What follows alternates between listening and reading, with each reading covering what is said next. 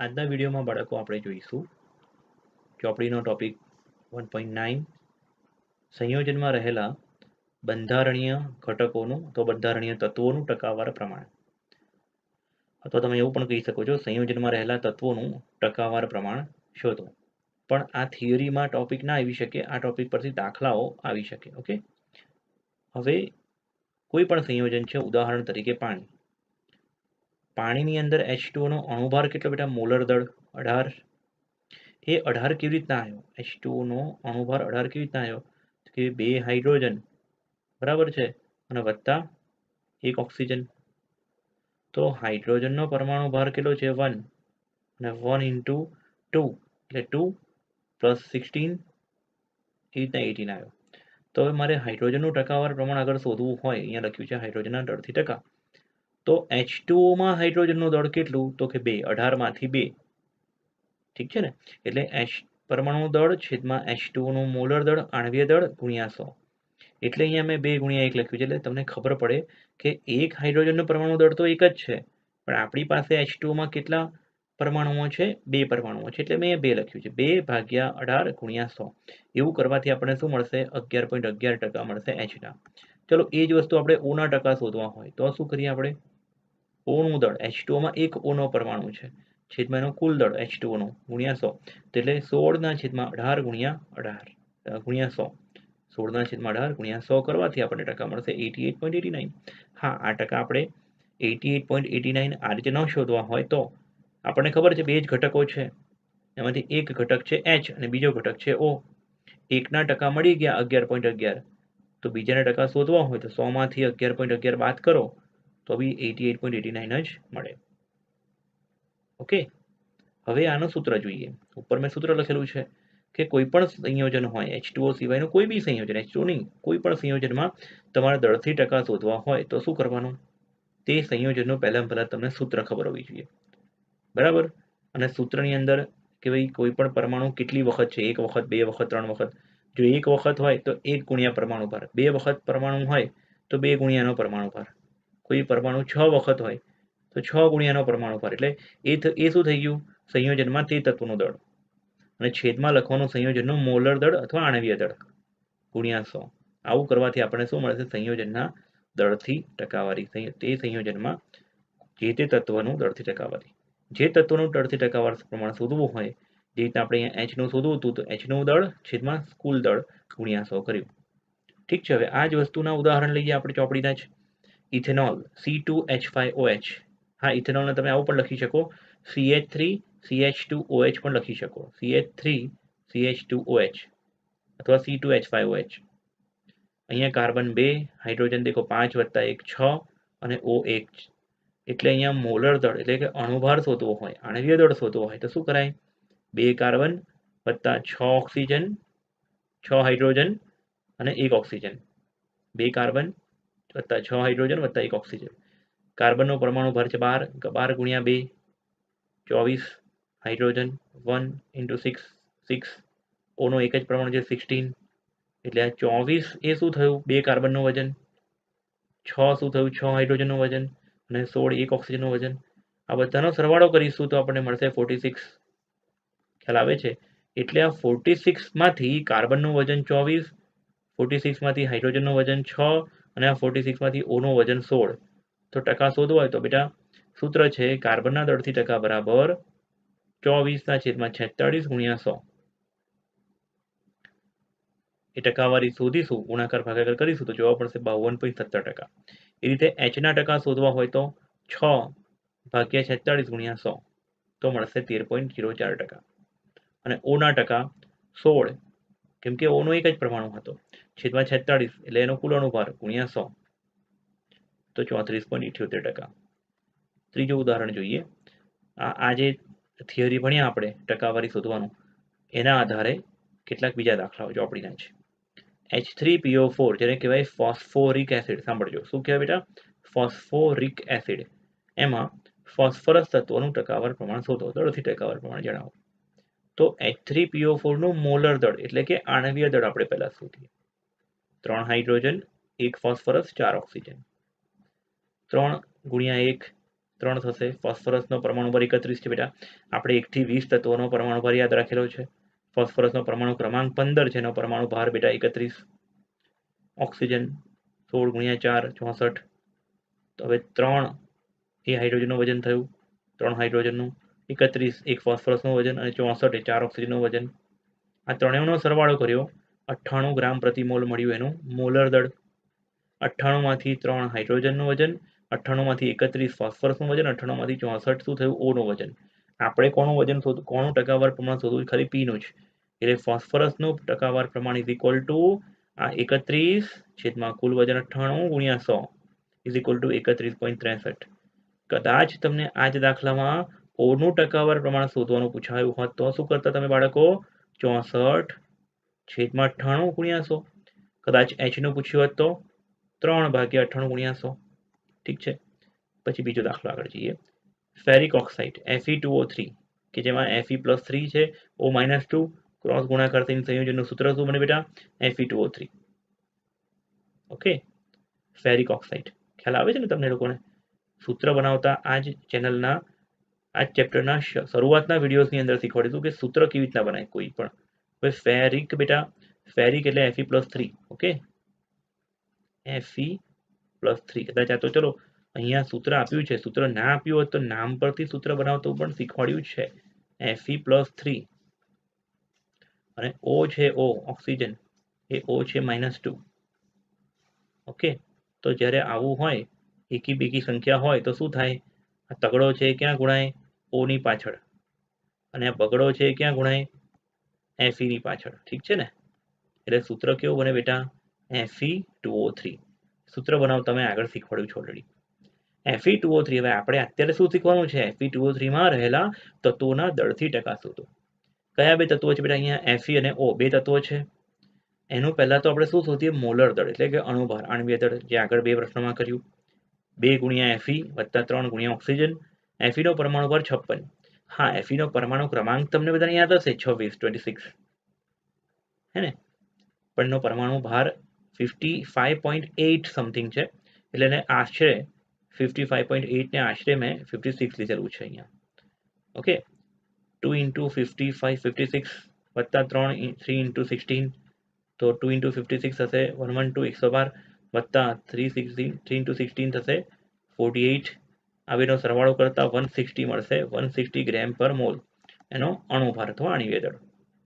હવે Fe ના દળથી ટકા, Fe ના દળથી ટકા બરાબર 160 માં Fe આયરન લોખંડનું વજન કેટલું, આયરનનું Fe નું 112, એટલે 112 ના છેદમાં કુલ વજન 160 ગુણ્યા 100, તો કેટલું મળશે, 70%।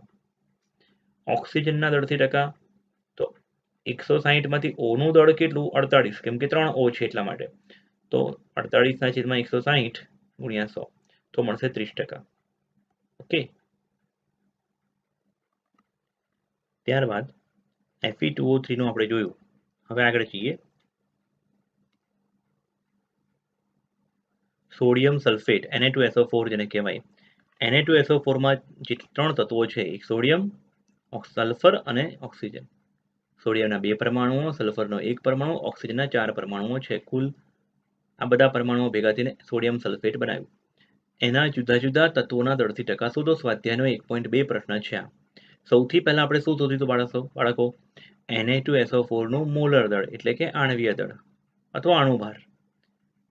તો 2 ગુણ્યા સોડિયમનો પરમાણુ ભાર વત્તા સલ્ફરનો પરમાણુ ભાર વત્તા 4 ગુણ્યા ઓક્સિજનનો પરમાણુ ભાર।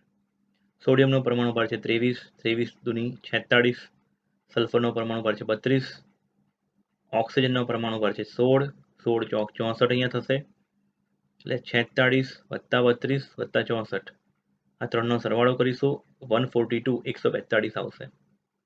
આ 142 શું આવ્યું, Na2SO4 નો અણુભાર અથવા મોલર દળ। એ 142 માંથી 46 વજન કોનું છે, સોડિયમનું, 32 વજન કોનું છે, 32 ગ્રામ સલ્ફરનું, અને 64 ગ્રામ વજન કોનું છે, ઓનું।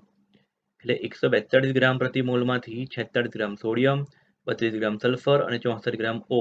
જો તમે આ રીતે સમજ્યા હશો તો ટકા શોધવા બહુ સહેલા પડી જશે।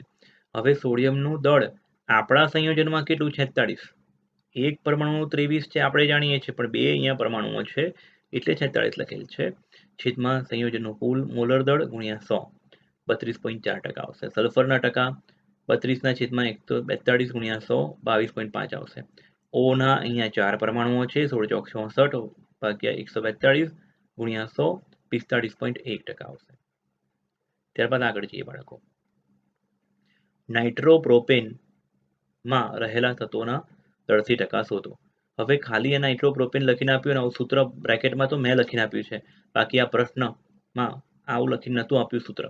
તો તમે સૂત્ર કેવી રીતના બનાવશો? પ્રોપેન બાળકો 10મા ધોરણમાં શીખ્યા છે આલ્કેન, આલ્કીન, આલ્કાઇન. તો આલ્કેન હોય ને એનું સૂત્ર આવે CnH2n+2. CnH2n+2. પ્રોપેન એટલે 3 કાર્બન, n બરાબર 3 મૂકી દો તો થાય C3H8. C3H8 થાય પ્રોપેનનું. એકલા પ્રોપેનનું સૂત્ર તમે બનાવો ને તો શું થાય સૂત્ર? C3H8. પણ નાઇટ્રો ગ્રુપ NO2 ગ્રુપ હોય એટલે એક હાઇડ્રોજનનું વિસ્થાપન થયું એટલે હાઇડ્રોજન થઈ ગયા 8 ની બદલે 7 અહીંયા જુઓ, અને નાઇટ્રો ગ્રુપ એની જગ્યાએ એડ થયો એટલે આને કહેવાય નાઇટ્રોપ્રોપેન. C3H8 ફોર્મ્યુલા કોણ થયું? એકલા પ્રોપેનનું. પણ એમાંથી એક H નીકળી ગયો, વિસ્થાપન થયો, તેની બદલે આવ્યો NO2 ગ્રુપ. એટલે સૂત્ર નાઇટ્રોપ્રોપેનનું શું થાય બેટા? નાઇટ્રોપ્રોપેનનું C3H7NO2. ઓકે. એમાં રહેલા કેટલા પરમાણુઓ છે, કેટલા તત્વો છે અલગ અલગ? તો એક કાર્બન તત્વ છે, એક હાઇડ્રોજન તત્વ છે, નાઇટ્રોજન અને O. કુલ 4 તત્વો અહીં છે. પહેલા તો શું શોધવું પડે આપણે? એનું મોલર દળ એટલે કે આણ્વીય દળ અથવા અણુભાર શોધવાનો. મોલર દળ શોધવા માટે શું કરવાનું?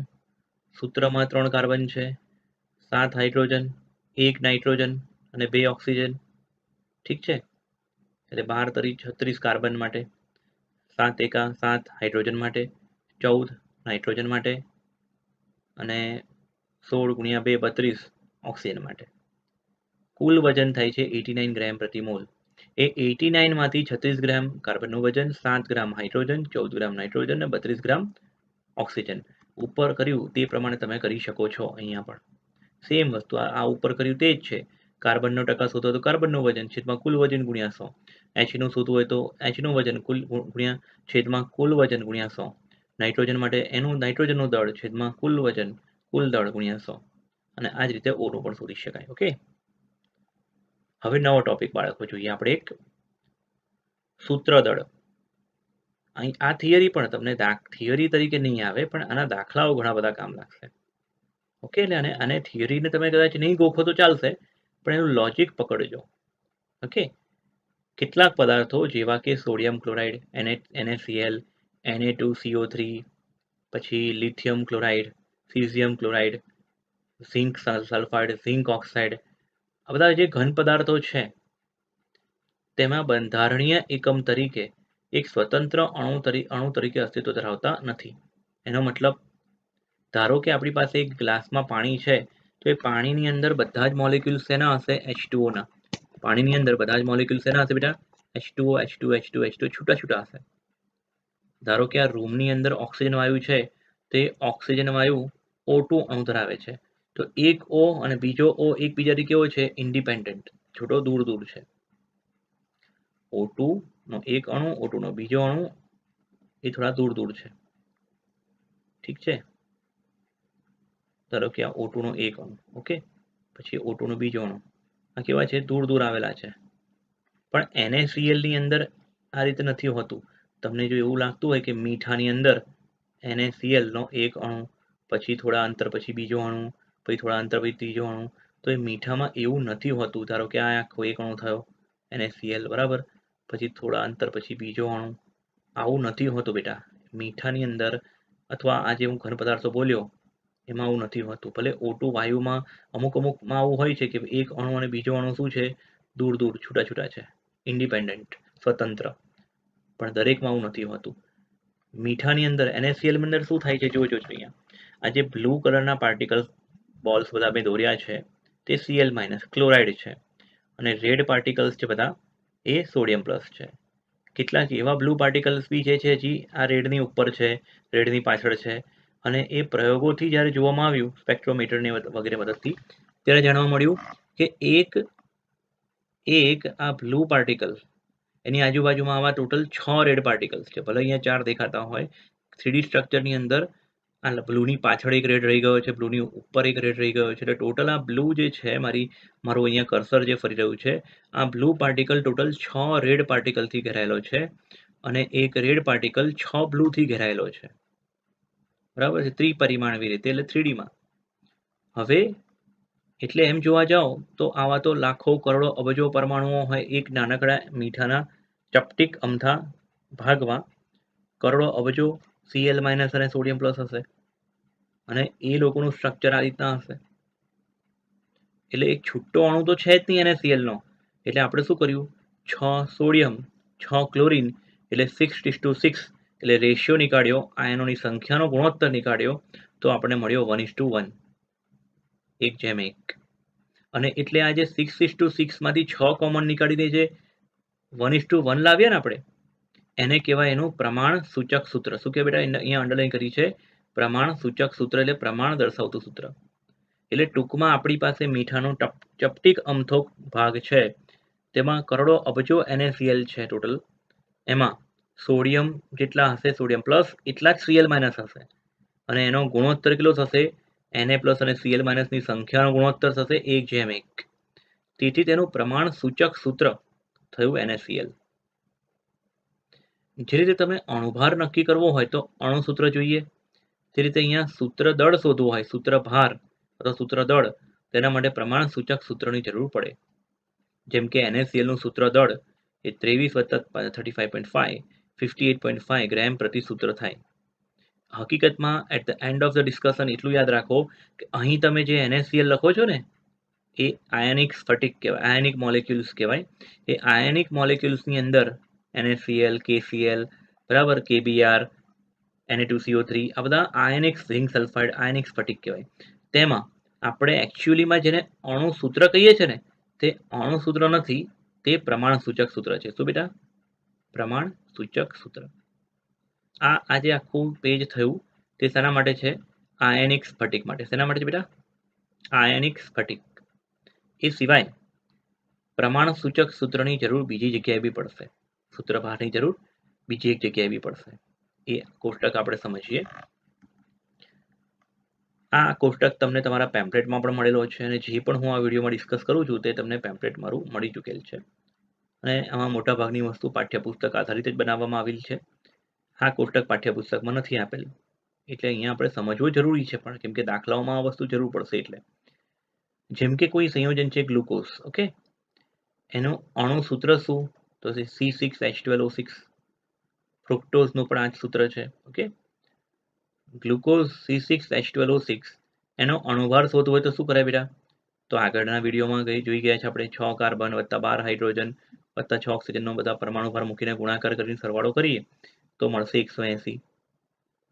હવે આ જે C6H12O6 છે ને, એમાં જો 6, 12 ને 6, 6:12:6, એમાંથી શું કોમન નીકળી શકે? 6 કોમન નીકળી શકે. એટલે આ n જે શું છે? પૂર્ણાંક સંખ્યા, એક કોમન ફેક્ટર. કોમન ફેક્ટર છે 6. મતલબ તમે આ સૂત્રમાંથી 6 ને કોમન નીકાળી દો તો સૂત્ર બને CH2O. 6 અહીંથી કોમન નીકળી ગયા એટલે 1 થઈ ગયું. પછી H માંથી 12 માંથી 6 કોમન નીકળી ગયા એટલે 2 થઈ ગયું. અને અહીંયા બી O6 છે, એમાંથી 6 કોમન નીકળી જાય એટલે 1. એટલે સૂત્ર બની ગયું C1H2O1. અને આ જે છેલ્લે સૂત્ર બન્યું છે અહીંયા CH2O, એને કહેવાય પ્રમાણ સૂચક સૂત્ર. સાંભળજો, પ્રમાણ સૂચક સૂત્ર. પ્રમાણ ચૂસક સૂત્ર નહીં હા બેટા, પ્રમાણ સૂચક સૂત્ર. કાર્બન કેટલો છે? 1, હાઇડ્રોજન 2, O1, કાર્બનનો 12, હાઇડ્રોજન 2 કા 2 વત્તા 16, 12 વત્તા 2 વત્તા 16 કરશો તો અહીંયા સૂત્રદળ મળશે બાળકો આપણને 30. હા, આ 30 શોધવા માટે તમે 180/6 કરશો તોય 30 મળશે, અથવા તમે પ્રમાણ સૂચક સૂત્ર પરથી તમે 30 શોધી શકો.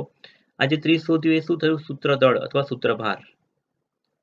સિમ્પલ લેંગ્વેજમાં કહું તો અણુભાર નક્કી કરવા માટે કયું સૂત્ર જોઈએ? અણુ સૂત્ર. એ રીતે સૂત્રદળ નક્કી કરવા માટે કયું સૂત્ર જોઈએ? પ્રમાણ સૂચક સૂત્ર. તમને આજે કોઈ પિક્રિક એસિડ, ચલો કોઈ એસિડનું નામ આપી દીધું પિક્રિક એસિડ, પણ શું તમે એનો અણુભાર શોધી શકશો જ્યાં સુધી તમને એના સૂત્ર નહીં ખબર હોય? નાઇટ્રોપ્રોપેનનું સૂત્ર ના આવડતું હોય તો એનો અણુભાર ના શોધી શકાય. તેવી રીતે અહીં અણુ સૂત્ર આવડતું હોય તો અણુભાર મળે. તેવી રીતે પ્રમાણ સૂચક સૂત્ર આવડતું હોય તો એના પરથી શું મળે બેટા? સૂત્ર દળ. ઓકે, ધારો કે હાઇડ્રોજન પેરોક્સાઇડ H2O2, એમાંથી જો 2 2 કોમન નીકળી શકે છે. ઓકે, H2O2 નો અણુભાર કેટલો છે બેટા? 34, કેમ કે hydrogen 2 into 1, oxygen 2 into 16, 2 plus 32, 34 થશે અણુભાર. એમાંથી 2 કોમન નીકળી શકે. જો આપણે 2 કોમન લઈ લઈએ તો H2O2 માંથી 2 કોમન લેતા સૂત્ર બને H1O1, ને H1O1 ને શું કહેવાય? પ્રમાણ સૂચક સૂત્ર. એના પછી દળ શોધીએ 17, 1 plus 16 17, એ શું થયું? 17. સૂત્ર દળ અથવા સૂત્રભાર. એ સૂત્ર દળ અથવા સૂત્રભારને ઇંગ્લિશમાં કહેવાય છે ફોર્મ્યુલા માસ. શું કહેવાય છે બેટા? ફોર્મ્યુલા માસ. પ્રમાણ સૂચક સૂત્રને ઇંગ્લિશમાં કહેવાય છે એમ્પેરિકલ ફોર્મ્યુલા. Empirical formula.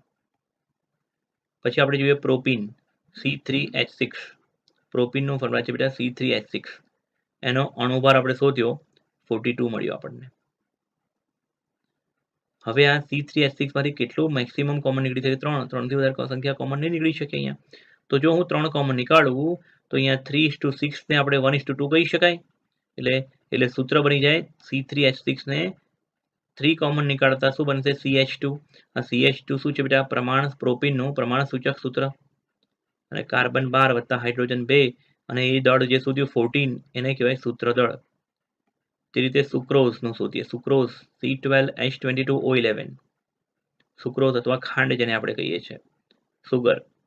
એ સુક્રોઝની અંદર C12H22O11. હવે 12 અને 11 એકબીજા માટે અવિભાજ્ય સંખ્યાઓ છે. 12 અને 11 શું છે? એકબીજા માટે અવિભાજ્ય સંખ્યાઓ. એટલે અહીં કોઈ કોમન ફેક્ટર નીકળશે નહીં. એટલે અહીં n બરાબર 1 લખેલો છે પૂર્ણાંક સંખ્યા. એટલે કશું જ જો કોમન ના નીકળે તો અણુ સૂત્ર એ જ શું થઈ જશે? પ્રમાણ સૂચક સૂત્ર. અને અણુભાર 342 એ જ થઈ જશે સૂત્ર દળ અથવા સૂત્રભાર.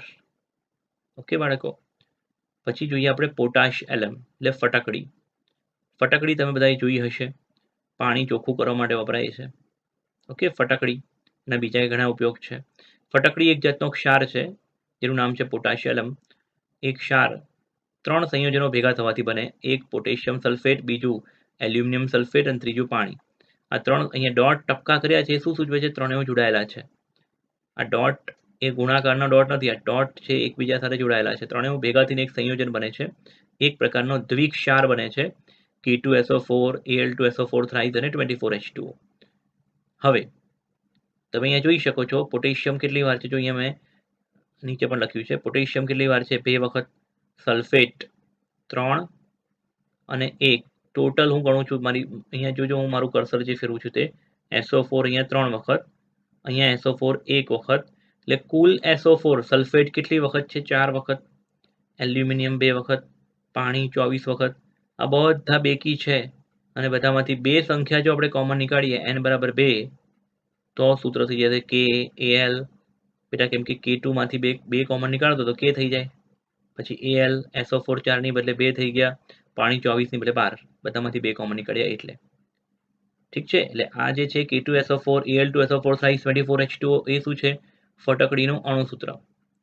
અને આ જે અહીંયા લખેલું છે એ સૂત્ર કેવું છે? KAlSO4 12H2O ફટકડીનું પ્રમાણ સૂચક સૂત્ર. ઓકે ને. 948 એનો અણુભાર છે. 2 કોમન નીકાળતા 474 મળે. એ છે એનો પ્રમાણ સૂચક સૂત્રદળ અથવા એકલું સૂત્રભાર, સૂત્રદળ પણ કહી શકાય. આ આખા કોષ્ટક પરથી એવું નક્કી કરી શકાય કે અણુભાર બરાબર n ગુણ્યા સૂત્રદળ. ધારો કે કોઈ પણ પદાર્થ છે આ 948 વાળું, તો 948 ઇઝ ઇક્વલ ટુ 2 ગુણ્યા 474, બરાબર કે નહીં? પછી સુક્રોઝ માટે જોઈએ 342 ઇઝ ઇક્વલ ટુ 1 એટલે n સંખ્યા 1 ગુણ્યા 342. એની ઉપર જે પ્રોપીન માટે બી સેમ 42 ઇઝ ઇક્વલ ટુ 3 ગુણ્યા 14. એની ઉપર H2O2 માટે હાઇડ્રોજન પેરોક્સાઇડ માટે 34 ઇઝ ઇક્વલ ટુ 2 ગુણ્યા 17. એની ઉપર ગ્લુકોઝ માટે 180 ઇઝ ઇક્વલ ટુ 6 ગુણ્યા 30. તો શું સૂત્ર છે બેટા? શું સૂત્ર બનાવ્યું મેં? અણુભાર બરાબર n ગુણ્યા સૂત્રદળ. n ને કરતા બનાવવું હોય તો શું થાય? n બરાબર અણુભારના છેદમાં સૂત્રદળ છેદમાં જતું રહે, એની જરૂર પડશે દાખલાઓમાં. અને બીજું સૂત્ર બની શકે છે અહીંયા, અણુ સૂત્ર ઇઝ ઇક્વલ ટુ n ગુણ્યા પ્રમાણ સૂચક સૂત્ર. જુઓ તમે, આ પ્રમાણ સૂચક સૂત્રને તમે 6 થી ગુણી દો, CH2 ને તમે 6 થી ગુણો તો શું બનશે, C6H12O6. HO ને H1O1 ને તમે 2 થી ગુણી કાઢો તો H2O2 બની જાય. ઠીક છે ને? એટલે આ બે હાઇલાઇટ કરેલા સૂત્રો દાખલામાં કામ લાગશે, હે ને? આ જે આખું વાત છે ને સોડિયમ ક્લોરાઇડ વાળી, એ બહુ ડીપમાં જાણી જોઈને નહીં કરી, કેમ કે આપણે ઘન અવસ્થા ચેપ્ટર ભણવાના છે, 12મા ધોરણનું પહેલું ચેપ્ટર. ત્યારે આ વસ્તુ ડીપમાં આવશે, ઘન અવસ્થા વિશે. આ 6 કેવી રીતના છે, દરેક વસ્તુ અહીંયા બહુ ડીપમાં આવશે. ત્યારે ચેપ્ટરનું નામ જ છે ઘન અવસ્થા. ઠીક છે ને? અને જે વસ્તુનો એકચ્યુઅલી ઉપયોગ કર્યો છે એના સૂત્રો એ લોકોએ આપ્યા નથી, જે મેં અહીંયા દર્શાવી દીધા. હવે આ વસ્તુનો ઉપયોગ કરીને આપણે સૂત્રો જોઈએ બાળકો. આગળ ટોપિક છે આગળનો, તત્વોના દળથી ટકાવારીના મૂલ્યોને આધારે પ્રમાણ સૂચક સૂત્રની ગણતરી કરવી. તત્વના દળથી ટકાવારીના મૂલ્યોને આધારે પ્રમાણ સૂચક સૂત્રની ગણતરી કરવી. અત્યારે આની પહેલાના એક ટોપિકમાં શું કરેલું આપણે, અણુ સૂત્ર આપેલું હોય, જો આગળનો ટોપિક તમને લઈ જાઉં, જેમ કે અણુ સૂત્ર આપેલું હોય અને ઇન્ડિવિજ્યુઅલ તત્વોના શું શોધ્યા હતા આપણે, ટકા શોધ્યા હતા ને. જો કાર્બનના, Hના. હવે ઊંધું, ટકા આપ્યા હશે, સૂત્ર શોધવાનું. ખ્યાલ આવે છે? ટકા આપ્યા હશે શું શોધવાનું, સૂત્ર. જેમ કે ઉદાહરણનો કોયડો છે 1.2. આ પહેલા બધા તો કામ ક્યાં લાગશે બેટા, કેટલા એવા પ્રેક્ટિકલ્સ છે જેના પરથી સૂત્ર ખબર ના હોય, કે અજાણ્યું તત્વ, અજાણ્યું સંયોજન હોય. એમાં પહેલા તો બે ટાઈપના એનાલિસિસ કરવા પડે, એનાલિસિસ. બે ટાઈપના પૃથ્થકરણ કરવા પડે. એક પૃથ્થકરણ છે જેમાં ક્વોલિટેટિવ એનાલિસિસ થશે. શું થશે બેટા, ક્વોલિટેટિવ એનાલિસિસ. ક્વોલિટી ચેક થશે કે કયું તત્વ છે, કાર્બન છે કે નહીં, હાઇડ્રોજન છે કે નહીં. લેબમાં એવી કસોટીઓ છે બધી, જે બોલવી એ સહેલી છે, પણ કરવા માટે એમાં ઘણા કલાકો જાય. એ કસોટી થઈ ગયા પછી ખબર પડી ગઈ કે ભાઈ કાર્બન છે, હાઇડ્રોજન છે, ફલાણું છે, ઢીકણું છે.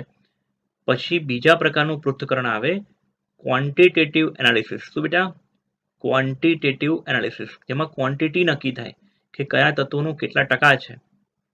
અને એ શોધાઈ ગયા પછી એનું સૂત્ર નક્કી કરવા માટે પ્રમાણ સૂચક સૂત્ર શોધવું પડે, અને પછી આગળ એનું સૂત્ર નક્કી થાય. હું શું બોલ્યો, આખી પ્રોસિજર શાંતિથી સમજજો. કોઈ અજ્ઞાત સંયોજન છે, કોઈ પાવડર મળ્યો, ધારો કે જમીન ખોદતા કોઈ આપણને ખડક મળ્યો, એ ખડકમાં કયું તત્વ છે, કેટલા ટકા છે, અને એના પરથી સૂત્ર બનાવવું, એ આખી જે પ્રોસિજર છે એના ભાગરૂપે અહીંયા એક ટોપિક આપેલો છે. ઠીક છે ને? તમારા પાઠ્યપુસ્તકની અંદર આ એક સોપાન એવું લખીને આપેલું છે, સોપાન 1, સોપાન 2, સોપાન 3. કહું તમને કેવા સોપાનો આપ્યા છે. એટલે પાઠ્યપુસ્તકમાં જો તમે જોશો બાળકો, તો તમને મળશે પ્રમાણ સૂચક સૂત્ર, આણ્વિય સૂત્ર માટે પ્રમાણ સૂચક સૂત્ર એવું ટાઇટલ આપેલું છે. ત્યાં સોપાન 1, સોપાન 2, સોપાન 3, સોપાન 4, આ રીતે બધી વેલ્યુ આપેલી છે. એની અંદર આ દાખલો છે કોયડો 1.2. એક સંયોજન 4.07% હાઇડ્રોજન, 24.47% કાર્બન, 71.65% ક્લોરીન ધરાવે છે. હવે આપણે ધારી લઈએ કે સંયોજનનું કુલ વજન 100 ગ્રામ હોય. 100 ગ્રામમાંથી 4.7% કોણ છે, હાઇડ્રોજન, 24.47% છે કાર્બન, અને 71.65% છે ક્લોરીન. એટલે 100 ગ્રામમાંથી 4.07 ગ્રામ હાઇડ્રોજન, 24.47 ગ્રામ કાર્બન, 71.65 ગ્રામ ક્લોરીન. ખ્યાલ આવ્યો મેં શું કીધું? મતલબ જે ટકા છે એને શેમાં ફેરવી નાખ્યા, તેમાં લઈ લીધા ગ્રામમાં. ક્યારે આવું લેવાય, કુલ વજન 100 ગ્રામ લીધું તો, બરાબર. અને તેનો મોલર દળ એટલે કે અણુભાર કેટલો છે, 98.96 ગ્રામ પ્રતિ મોલ. ઓકે. કેટલાકને પ્રશ્ન થાય કે સર અહીંયા તો 98 આપ્યું છે, તમે 100 લીધું. અલા ભાઈ, પાણીનો અણુભાર 18 છે, 18 ગ્રામ. તો શું હંમેશા 18 ગ્રામ પાણીથી જ તમે ચલાવશો? શું 18 ગ્રામ પાણીથી જ તમે ખાશો, પીશો, નાશો, બધું એટલાથી ચાલી જશે? 18 ગ્રામ પાણી એટલે 2 ટેસ્ટ ટ્યુબ ભરેલું પાણી. ખ્યાલ આવે છે? 18 ગ્રામની અંદર 2 ગ્રામ હાઇડ્રોજન, 16 ગ્રામ ઓક્સિજન. તો 100 પ્રમાણે પછી એ રીતે હોય રેશિયો. એટલે મોલર દળ એટલે શું, એનો ફિક્સ 1 મોલ જથ્થાનું વજન અથવા એક અણુનું વજન 98.96 યુ. ઓકે, એટલે કન્ફ્યુઝ ના થતા બેટા. બહુ સામાન્યથી વસ્તુ લેજો, કોમ્પ્લિકેટેડ વસ્તુને ના બનાવતા, હે ને. હું બહુ સરળ શબ્દોમાં જ તમને સમજાવું છું. હવે ચોપડીની અંદર જે વસ્તુ આપી છે ને કે ભાઈ સોપાન 1 તો કે દળને ગ્રામમાં ફેરવવું, તો આપણે ફેરવ્યું, દળને ગ્રામમાં લઈ લીધું. પછી સોપાન 2 છે દરેક તત્વના મોલની સંખ્યા શોધવી. મોલ કેવી રીતના શોધાય? પરમાણુ દળ હોવો જોઈએ ને આપણી પાસે. જેમ કે 3 તત્વ છે આપણી પાસે, હાઇડ્રોજન, કાર્બન અને ક્લોરીન. ચોપડીની રીતે પણ આ દાખલો કરી શકો છો અને આ કોષ્ટકની રીતે પણ કરી શકો છો, કેમ કે જૂની ટેક્સ્ટબુકમાં કોષ્ટકની રીતે હતું અને કોષ્ટકની રીતે પણ પરીક્ષામાં ચાલશે. હવે મેં શું કર્યું, કોષ્ટકમાં H, C અને Cl લખી નાખ્યું. 3 તત્વો આપેલા છે રકમમાં. દળથી ટકા રકમમાં જ આપ્યું છે 4.07, કાર્બન માટે 24.47 અને ક્લોરીન માટે 71.65.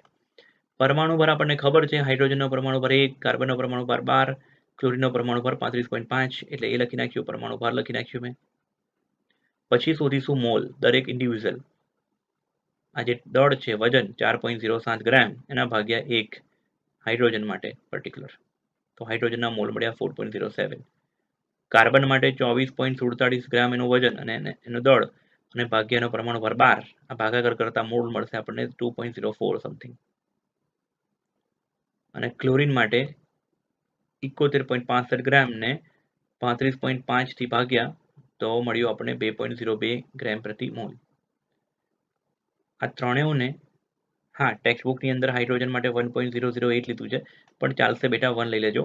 પછી કાર્બન માટે એ લોકોએ 12.01, એટલું બધું યાદ નહીં રહે તમને લોકોને પણ બાળકો, એટલે બેટર છે કે જે તમે આ ચેનલના શરૂઆતના વિડીયોમાં 1 થી 20 તત્વોના પરમાણુ ભાર શોધેલા છે, મેં તમને લખાયા છે, મોઢે કર્યા છે તમે, તે તેમાં લઈ લેવાના. H માટે પરમાણુ ભાર 1, કાર્બન માટે 12, Cl માટે 35.5 અને દરેકના દળને તેના પોતાના પરમાણુ ભારથી ભાગ્યું તો જે જવાબ આપ્યો અહીંયા લખ્યું છે મેં. હવે એકદમ ધ્યાનથી અહીં જોજો. એટલે પહેલું સોપાન પતી ગયું, બીજું સોપાન પત્યું અને ત્રીજું સોપાન છે ઉપરની ગણતરીમાં મળેલ મોલની સંખ્યામાં સૌથી નાની સંખ્યા વડે બધાનો ભાગાકાર કરો. એટલે અહીંયા જે 3 જવાબ મળ્યો ને તમને, એમાંથી સૌથી નાનો જવાબ કયો છે? 2.02. આ સૌથી નાની વેલ્યુ છે. તો આ 4.07 ને 2.02 થી ભાગવાનું, 2.04 ને 2.02 થી ભાગવાનું અને 2.02 ને પોતાને પણ 2.02 થી ભાગવાનું. એટલે ઇન શોર્ટ આ 3 વસ્તુને આપણે આ ત્રણ જે આપણને વેલ્યુ આપેલી છે, ઇન શોર્ટ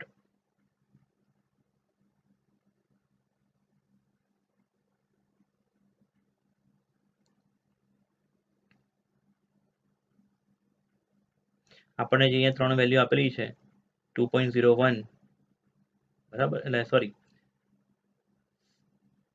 4.07, 2.04 અને 2.02, એમાં સૌથી નાની વેલ્યુ કઈ? આ બધાને 2.02 થી ભાગતા, બધામાંથી 2.02 કોમન નીકાળતા એવું કહેવાય.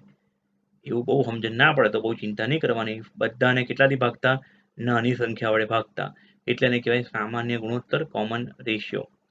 તો 4.07 ને 2.02 થી ભાગ્યા, 2.04 ને 2.02 થી ભાગ્યા અને 2.02 ને અગેન 2.02 થી ભાગ્યું, તો આપણે જવાબ મળે છે અહીંયા બધાને 2.02 થી ભાગતા મળશે 2.01. આ બેનો ભાગાકાર અહીંયા આશરે 1.009. આ બેનો ભાગાકાર તો બટ ઓબ્વિયસ એક જ થાય. હવે જ્યાં સામાન્ય ગુણોત્તરમાં 3 આંકડા મળ્યા ને તમને, એમાં 2.01 ને પૂર્ણાંક સંખ્યામાં રાઉન્ડ ઓફ કરતા તો 2 થઈ ગયું. 1.009 is equal to approx 1, 1 is equal to 1. ખ્યાલ આવ્યો? હવે આ H ના 2 પરમાણુ, કાર્બનનો 1 પરમાણુ અને ક્લોરીનનો 1 પરમાણુ એવું સૂચવે છે, એનું પ્રમાણ સૂચવે છે. એટલે કાર્બન, હાઇડ્રોજન અને ક્લોરીનનું પ્રમાણ 1:2:1 થશે. સાંભળજો, 1:2:1. શું કર્યું આખું સીન ખબર પડી બેટા? પહેલા બધાના ટકા જ રકમમાં આપણે તે લખી નાખ્યા, એની બાજુમાં પરમાણુ ભાર H નો 1, કાર્બનનો 12, ક્લોરીનનો 35.5. પછી દરેકના દળના ટકાવારીને એના પોતાના પરમાણુ ભારથી ભાગી કાઢ્યું. એ 3 જે વેલ્યુ મળી એમાંથી સૌથી નાની વેલ્યુ જે છે 2.02, તેના વડે ત્રણેયને ભાગી કાઢ્યું અગેન. અને એનાથી જે જવાબ મળ્યો એ છેલ્લે જે જવાબ મળ્યો તેને બધાને શું કરી નાખ્યું, પૂર્ણાંક સંખ્યામાં ફેરવી નાખી. કાર્બનનો એક પરમાણુ, ક્લોરીનના કાર્બનનો એક પરમાણુ, હાઇડ્રોજનના 2 પરમાણુ અને ક્લોરીનનો 1 પરમાણુ, એટલે CH2Cl. અહીંયા મારે ભૂલથી ઓ લખાઈ ગયું છે. શું લખવું જોઈતું હતું મારે અહીંયા? CH2Cl. ઓ ભૂલથી લખાઈ ગયું છે. Cl અહીંયા આવશે. CH2Cl. ઓકે. CH2Cl એ શું થયું બેટા? એનું પ્રમાણ સૂચક સૂત્ર થયું. અને પ્રમાણ સૂચક સૂત્ર દળ તો કાર્બનનો 1 પરમાણુ, હાઇડ્રોજનના 2 પરમાણુ, ક્લોરીનનો 1 પરમાણુ, 12 + 2 + 35.5 કરશો તો 49.5 એનું થયું સૂત્ર દળ. યાદ રાખજો, સૂત્ર દળ. પહેલા મળ્યું પ્રમાણ સૂચક સૂત્ર અને પછી મળ્યું સૂત્ર દળ. હવે રકમ તમે ધ્યાનથી જુઓ. રકમમાં અણુભાર આપેલો છે 98.96. જુઓ જરા. તો આ જે 98.96 આપેલું છે ને બેટા, એ 98.96 એ શું છે? અણુભાર, આણ્વીય દળ, મોલર દળ આપેલું છે 98.96. એ મોલર દળનો ઉપયોગ કરીને અને આ સૂત્ર દળનો ઉપયોગ કરીને આપણે n એટલે કે પૂર્ણાંક સંખ્યા શોધી કાઢીએ. કોમન ફેક્ટર, જે આપણે પેલો કોષ્ટકમાં કોમન ફેક્ટર લેતા હતા ને ગ્લુકોઝ વાળા, એ રીતે આપણે અને સૂત્ર બનાવ્યું હતું નીચે. યસ. તો n સુધી કાઢીએ અને n ને પછી પ્રમાણ સૂચક સૂત્રથી ગુણી કાઢીશું તો આપણે શું મળી જશે? અણુ સૂત્ર. એટલે આપણે શું કરીએ, આપણા દાખલાની અંદર અહીં સુધીનો દાખલો આપણને ખબર પડી. ઠીક છે, અહીં સુધીનો દાખલો તમને ખબર પડી ગઈ 49.5 સુધી. હવે શું કરીએ, આપણે n શોધી કાઢીએ. n ગુણાંક જેને કહીએ આપણે, મોલર દળના છેદમાં પ્રમાણ સૂચક સૂત્ર દળ. સૂત્ર દળ બી કહેવાય. એકલું સૂત્ર દળ લખશો તો આવી ચાલશે. મોલર દળના છેદમાં સૂત્ર દળ 98.96 ના છેદમાં 49.5. 98.96 અને 49.5 નો ભાગાકાર આશરે 2 આવશે. અને એટલે અણુ સૂત્ર બરાબર n ગુણ્યા પ્રમાણ સૂચક સૂત્ર. આગળ સૂત્ર લખાયું મેં આ. એટલે n ગુણ્યા CH2Cl. અને CH2Cl ને 2 થી ગુણી કાઢો બેટા તો કાર્બન 2, હાઇડ્રોજન 2 × 4, ક્લોરીન 2 અને અણુ સૂત્ર થઈ જશે C2H4Cl2. C2H4Cl2. ઠીક છે. આ જ રીતે સ્વાધ્યાયના કેટલાક અન્ય ઉદાહરણો પણ આપેલા છે. જેમ કે આયરન એટલે કે Fe નો એક ઓક્સાઇડ છે. સ્વાધ્યાયનો 1.3 અને 1.8 સરખો જ દાખલો છે. એકને એક દાખલો ચોપડીમાં સ્વાધ્યાયમાં ભૂલથી 2 વખત એ લોકોએ છાપી કાઢ્યો છે. આયરન Fe ના એક ઓક્સાઇડ સંયોજન જેમાં દળથી 69.9% Fe અને 30.1 ડાયોક્સિજન અથવા ઓક્સિજન છે. અહીંયા ભૂલથી ડાયોક્સિજન લખ્યું છે એટલે એ લોકોએ લખવું જોઈએ ઓક્સિજન. અથવા એવું પણ કહી શકાય કે Fe + O2 gives સંયોજન જે બનાવે તેમાં Fe નું 69.9% અને ઓક્સિજનનું 30.1% વજન છે. તો તેનું તે ઓક્સાઇડ સંયોજનનું પ્રમાણ સૂચક સૂત્ર નક્કી કરો. 2 તત્વ છે, એક છે Fe, બીજો છે O. શું કરવાનું બેટા? પહેલા તત્વ લખી નાખવાનું, પછી દળથી ટકા લખી નાખ્યા જે રકમમાં આપ્યા છે. પરમાણુ ભાર આપણને ખબર હોવી જોઈએ. Fe નો કદાચ મોઢે ના કર્યો હોય, તમે 21 થી 20 ના કર્યા છે, પણ Fe નો પરમાણુ ભાર છે બેટા 55.85. આશરે 56 પણ લઈ શકો તમે. મેં આગળ એક દાખલો કર્યો તેમાં 56 લીધેલું, અહીંયા મેં 55.85 લીધું છે. O નો પરમાણુ ભાર 16. શું કરવાનું? જે તે દળ હોય તેને પરમાણુ ભારથી ભાગી નાખવાનું. Fe ના દળને Fe ના પરમાણુ ભારથી, O ના દળને O ના પરમાણુ ભારથી ભાગી કાઢ્યા. જે વેલ્યુ મળી 1.25 ને 1.88, એમાં નાનામાં નાની સંખ્યા કઈ? આ બેમાં નાની સંખ્યા કઈ? 1.25 નાની સંખ્યા થઈ. તો આ બંને સંખ્યાને 1.25 થી ભાગતા 1.25 ભાગ્યા 1.25 અને 1.88 ભાગ્યા 1.25. અને એવું કરવાથી જે ભાગાકાર મળ્યો 1 અને 1.51 અથવા 1.5. હવે 1.5 નું રાઉન્ડ ઓફ 1 બી ના થાય ને 2 ના થાય. 1.5 એક મિડલમાં વેલ્યુ છે. અગર 1.91 હોત તો 2 કરી લેતા, 1.01 હોત, 1.1 હોત તો 1 કરી લેતા, પણ આ તો 1.5 છે. એટલે આપણે જ્યારે આવું હોય ને 1.5, 2.5, 3.5 તો ગુણ્યા 2 કરી નાખવાનું. હે ને? આ દાખલો ને આની આગળના દાખલાઓમાં શું ફરક? આની આગળના દાખલામાં આપણે આવું કશું નહોતું કર્યું. તમે જુઓ, આની આગળના દાખલાઓમાં તમે કોષ્ટકની અંદર જુઓ ને તો સિમ્પલ તમે શું કરેલું? 2.01, 1.0091 આશરે શું કરી નાખ્યું? Round of 211. પણ એવું અહીંયા કોઈ 0.5 વાળી વેલ્યુ નથી, પણ અહીંયા 0.5 વાળી વેલ્યુ છે 1.5. હે ને? એટલે 1 ને 2 વડે ગુણીશું તો 2, 1.5 ને 2 વડે ગુણીશું તો 3, એટલે Fe ના 2 પરમાણુઓ અને ઓક્સિજન ના 3 પરમાણુઓ. પ્રમાણ સૂચક સૂત્ર થશે Fe2O3 ferric oxide. Fe2O3 ferric oxide, આયર્નનો ઓક્સાઇડ. ઠીક છે. ત્યારબાદ બીજો એક દાખલો. એક કાર્બનિક સંયોજન જેમાં કાર્બન, હાઇડ્રોજન, નાઇટ્રોજન પરમાણુનું અનુક્રમે 9:1:3.5 વજનથી પ્રમાણ ધરાવે છે. એક સંયોજન છે જેમાં 3 તત્વો છે, કાર્બન, હાઇડ્રોજન અને નાઇટ્રોજન. તેનું વજનથી પ્રમાણ 9:1:3.5 છે. બેટા અહીંયા આપણે જે આગળ પ્રમાણ લખ્યું હતું ને, એક આ જે પ્રમાણ છે તત્વોના પરમાણુઓનું પ્રમાણ 1:2:1, કે કાર્બનનો એક પરમાણુ, હાઇડ્રોજનનો એક પરમાણુ, ક્લોરીનનો એક પરમાણુ. પણ અહીંયા જે દાખલામાં પ્રમાણ આપ્યું છે ને બેટા, એ દળથી પ્રમાણ આપ્યું છે, વજનથી પ્રમાણ. એટલે પાછું ભૂલથી કોઈ મહાપુરુષ એવું ના કરી લે કે કાર્બન 9, હાઇડ્રોજન 1, નાઇટ્રોજન 3.5 સૂત્ર થઈ ગયું. એટલે કોઈ એવું સૂત્ર ભૂલથી બનાવે નહીં. અહીંયા દળથી પ્રમાણ આપ્યું છે બેટા એ લોકોનું. કયું? 9:1:3.5. સંયોજનનું અણુભાર 108 ગ્રામ પ્રતિ મોલ હોય તો સંયોજનનું અણુસૂત્ર કેટલું થશે? 108 ગ્રામ 1 મોલનું વજન, બરાબર છે. જેમ કે પાણીનું વજન કેટલું, અણુભાર કેટલો?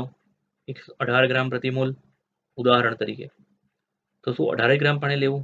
નાનકડા એક બુંદનું વજન કેટલું હોય? 1 ગ્રામ, મે બી એનથી બી ઓછું. તો પછી એ પ્રમાણે અણુઓની સંખ્યા બદલાઈ જાય ને, વજન બી બદલાઈ જાય.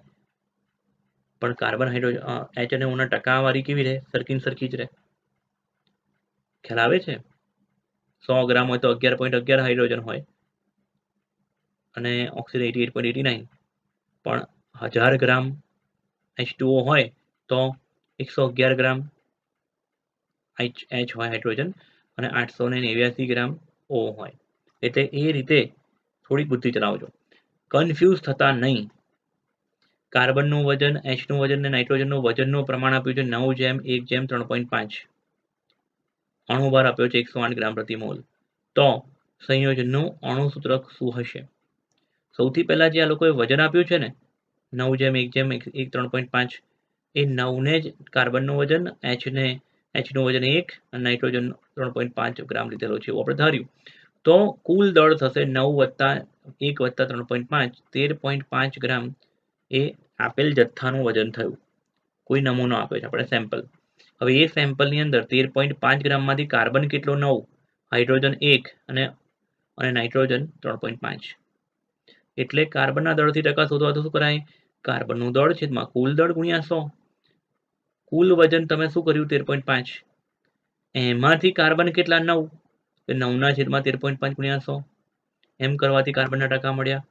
પછી Hના ટકા અને Nના ટકા, અને પછી પેલું કોષ્ટકવાળી રીત. આની આગળના 2-3 દાખલામાં શું કર્યું? સીધું કોષ્ટક વાપરી કાઢ્યું હતું. પણ આમાં આપણે શું કર્યું?